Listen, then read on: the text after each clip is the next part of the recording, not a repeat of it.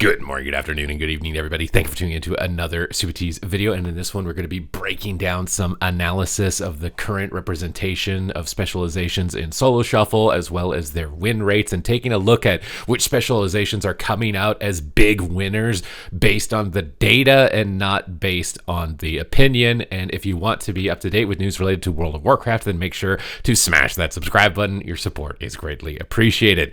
Now, this first breakdown is strictly melee DPS.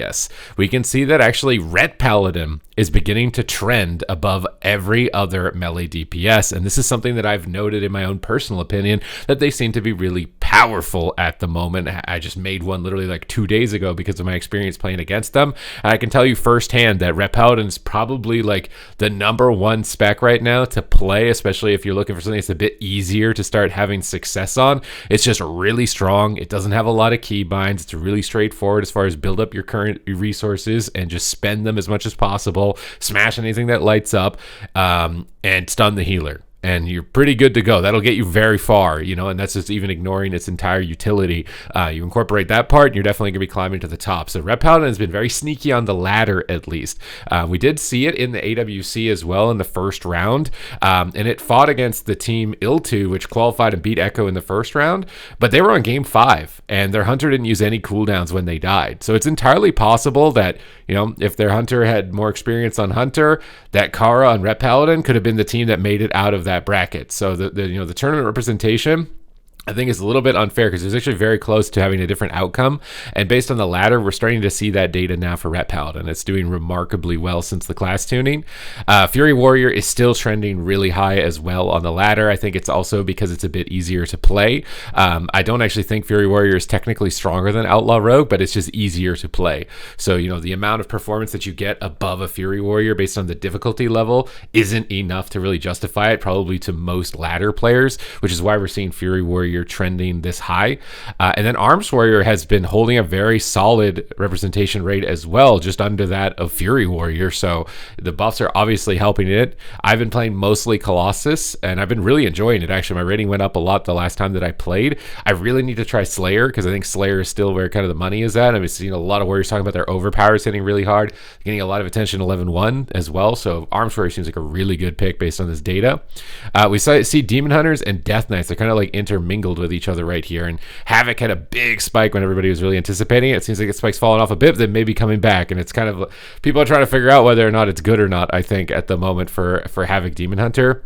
I've been really enjoying mine. I need to craft gear on it. I think that's the annoying part about it, is that you need to basically wear full crafted gear because there's like no mastery, versatility, conquest gear for it on the vendor. So it's a little bit of a slower, more painful process as far as gold expenditure. So I've been a little bit, holding back on it. I think I've had all the right gear that I actually think it's actually pretty good right now. And then this line, which is hard to see, which I assume is, it's actually Unholy DK. Unholy DK has made its comeback as well, with the buffs that it got. And then it kind of fell off for a little bit, probably because Fury Warriors and Ret Paladins are typically hard for it to deal with, and they're kind of trending really high. I think Unholy DK is one of those specs where like the higher you get, maybe the easier it gets because you start fighting more casters, because it fell pretty hard, where it spiked up to 15 and then it almost got halved in the more recent weeks. But it's definitely trending a lot better. I think like anywhere that's up in this top part, you're doing pretty good as far as those specializations. Assassination still holds strong, steady through the middle. Again, a bit harder to play than the Fury Warrior or the Ret Paladin, so I think that's why its representation is a little bit lower. But it's still just a really solid pick. Windwalker, even despite the nerfs, is still also holding strong in the center of the pack as a viable melee option. And Feral Druid has surprisingly fallen off quite a lot. Like, Feral Druid used to be the dominant melee. Everybody was talking about this is the best melee in the game. And it's kind of falling off in popularity. And I don't know, again, I think Feral Druid is more complicated to play. So maybe Ret and Warrior give you as close to as good of results as Feral Druid without, the needed complexity of learning how to play Feral Druid. So that could be leading into it. Because I still think Feral Druid is easily competitive with all these other melee DPS, but I think the data is pulling down a bit because there's other specs now that are easier to play that are at least close to as good. Whereas if you were to be in a tournament, right, you'd probably see a lot less Warriors, a lot less Rets, and more Ferals because of that top 0.1%. That's where the difference really starts to make itself apparent. Frosty K is still very low, but I swear it is really strong. So this is honestly very surprising to me to see Frosty K coming in this low on the chart. I was really expecting to see it higher. What is your guys' experience of Frosty K with this if you play one? Because I'm honestly surprised to see it lower than Subtlety Rogue. Subtlety Rogue I was expecting to kind of be the lowest. Subtlety Rogue seems to be the spec that they're going to be giving a lot of attention, I would imagine, or you're just going to be completely boned in the next patch with the deletion of Shadowy Duel. Curious to see what they decide to go with that as far as changes. Wrestler Druid's getting a lot of insane attention and talents, so maybe this is going to change for you in the future. But Subtlety Rogue, I think at the moment, remains kind of like the niche Subtlety Rogue players, and you guys know who you are because you've been playing it forever. And it's got this one type of play style that if you don't know how to play it, you will not succeed. And that's why I think its representation is so low. Enhancement is still trending really low as well, and I swear that this is strong. So this is very surprising to see. I was really expecting Enhanced to be kind of at least up with Feral and Death Knight, but it also has a lot of keybind density, especially if you're playing Totemic, which I think a lot of players consider to be the most optimal build.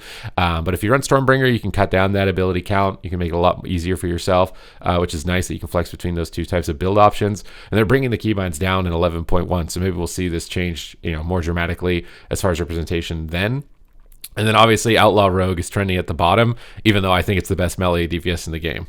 And this is, again, basically because it's the ladder representation, breaking down a lot of different, rating thresholds. Outlaw Rogue is probably I think it's probably the hardest melee DPS to get the most optimal play out of, because you just so much cooldown reduction, so many options, so many lines.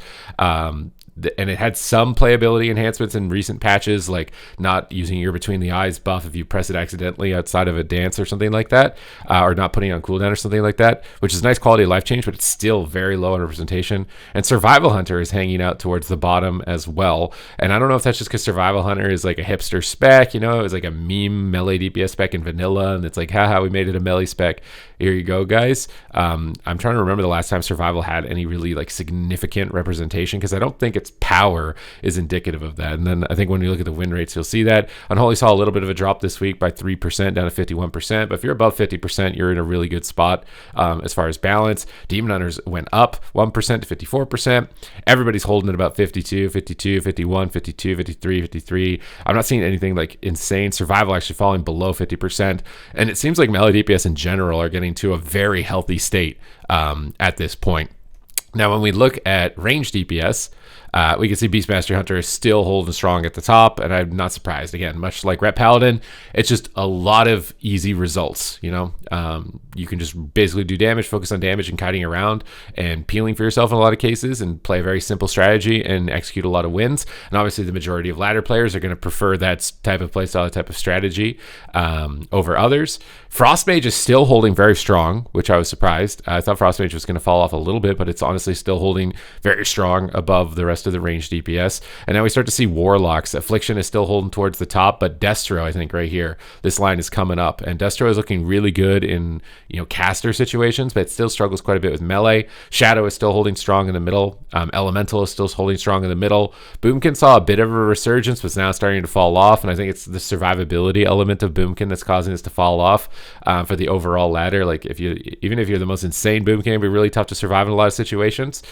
So maybe if survivability goes up a bit, this graph can change, but it looks like it's coming down because it still has remarkable burst damage. Devastation still holds as a strong middle option. Honestly, I consider Devastation Evoker kind of like the Ret Paladin of ranged, where you just do this remarkable amount of burst damage, really low keybind density. I always recommend it, especially if you're a beginner and you're just looking to try and get some like initial success and get some dopamine out of the game without a huge time investment to learn something. I would definitely recommend it, which is why it makes me surprised to see it's kind of down here. Whereas Affliction is like more complicated spec, and it's kind of holding still more towards the top. Marksmanship Hunter is actually up to 5.47%, but you can see that's significantly below BAM Hunter, significantly below, actually no, it's higher than Survival, which is surprising because I think Survival is honestly better in my own opinion, at least. But based on win rates, Marksman looks like it's improving dramatically when we get down to that portion. When we look at Arcane, honestly, I feel like it's gone up a bit. It was kind of trending really low. It's been holding, it's getting into a better position. I think it's one of the most fun specs to play.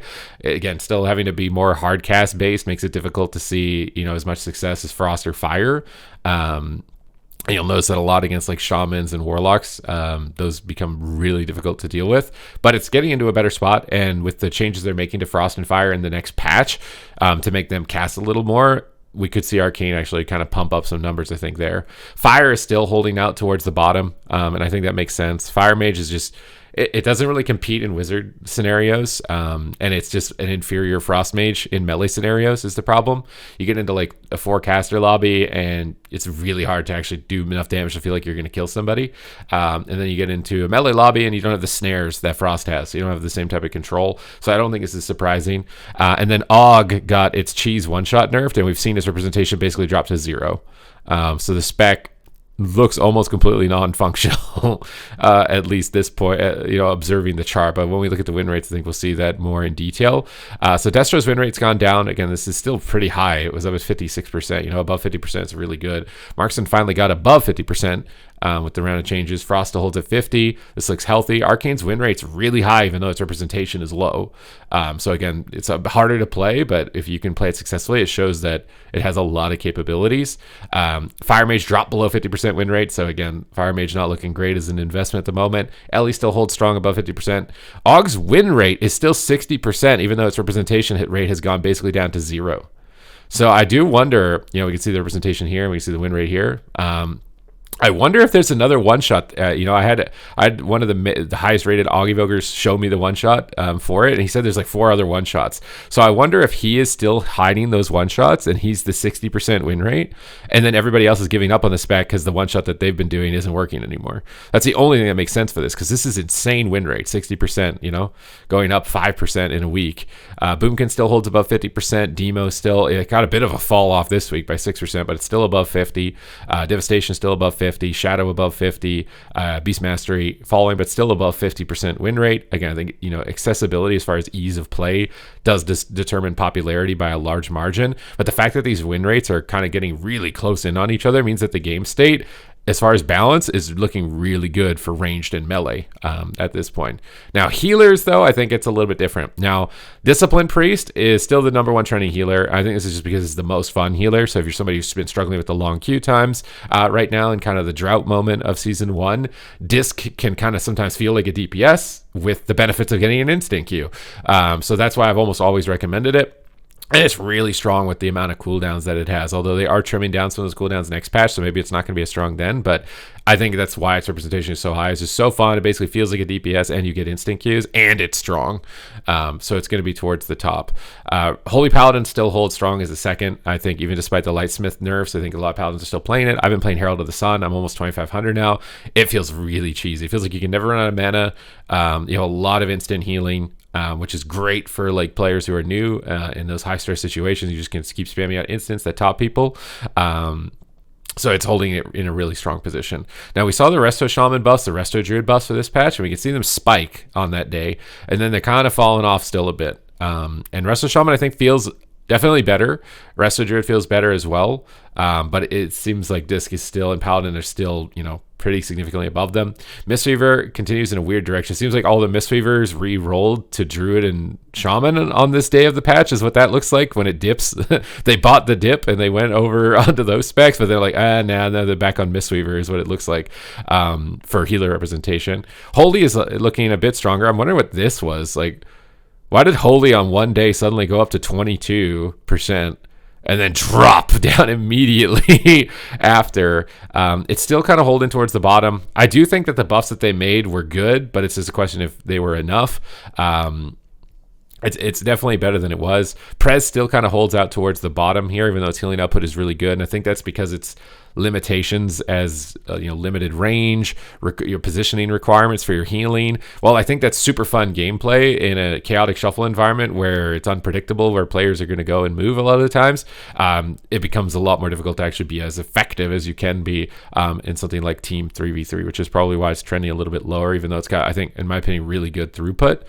So Resto Shaman, we saw its popularity change. It went up a lot, but its win rate is still 50%. So this is like the health margin, is the win rate. Popularity can be determined for a lot of different reasons, right? Some popular streamer says this is the best spec in the game, and everybody re-rolls for a day. Now, Resto Druid also holds about 50%. Holy Priest about 50%. Disc Priest, it's actually the lowest win rate, even though it's the most popular spec. It's at 50%. Preservation, 51%. Mistweaver, 53%. Holy Paladin dropping as well to the second lowest win rate at 50.74%. So in my opinion, I'm having a lot of fun playing the game right now, and I play a lot of specs, a lot of different roles. I would say Fire Mage is definitely in maybe the need of the most emergency attention, and then probably something like Og, depending on what they want to do with it and where they want it to sit, and maybe like a couple of little healer tweaks for like Resto Druid and Shaman and Priest. And honestly, I think the game is really fun to play right now. So like that's why I'm the most surprised that everybody wants to say that it's dead, because from the gameplay standpoint, it is really fun to play. Now, I understand the MMR standpoint. You don't feel like you can get to the rating thresholds that you were able to get to, but that is a self-correcting thing as well. Every week, the game gets more inflation, so you will get higher and higher, especially now as we're aiming towards the tail end of the season. So those goals are going to be more achievable, and now they're going to be more achievable on more specializations. So to me, honestly, this is like one of the better times I would think to come back to the game in order to push for your rewards, because you're going to get a very well balanced experience, and inflation is going to start going up now at the end of the season. But that's my analysis here for what is it, week whatever, we're on December 22nd, December 24th now, but this is the last log was on December 22nd. So I wish you guys some happy holidays. Thank you guys very much for watching, and I will see you in the next one.